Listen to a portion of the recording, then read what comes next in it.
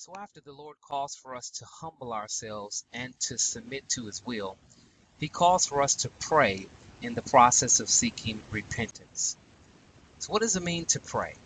Even the disciples asked the Lord to teach them how to pray. As a matter of fact, I believe it was the only thing that they actually requested that Jesus teach them how to do. There are several Hebrew words for prayer, and therefore there are several types of prayer. The specific word for prayer used here in 2 Chronicles 7 and 14 is the word palal.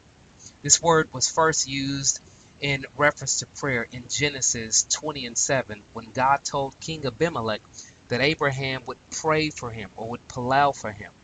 Sarah, Abraham's wife, was so beautiful that King Abimelech took her to be his own wife, not knowing that she was Abraham's wife. As a result, God afflicted King Abimelech and his entire household and told him that he would die of this affliction if he did not return Sarah to Abraham and have Abraham pray for him. You guessed it, the word used there for prayer is the word palel. So of course, Abimelech returns Sarah to Abraham, and Abraham prays for him. And as a result, God removes the affliction from Abimelech. So in its true context, in the first use of the word palel in reference to prayer, it means to speak to a judge on behalf of oneself or another in hopes of obtaining a favorable judgment. We would call this intercession. So in 2 Chronicles 7 and 14, when God calls for us to pray, it's not just any kind of prayer.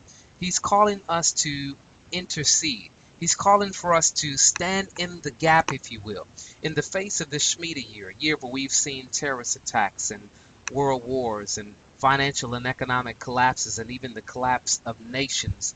God is calling for those who would come boldly before the throne of grace, that would obtain mercy and find grace to help those in need in a time of need.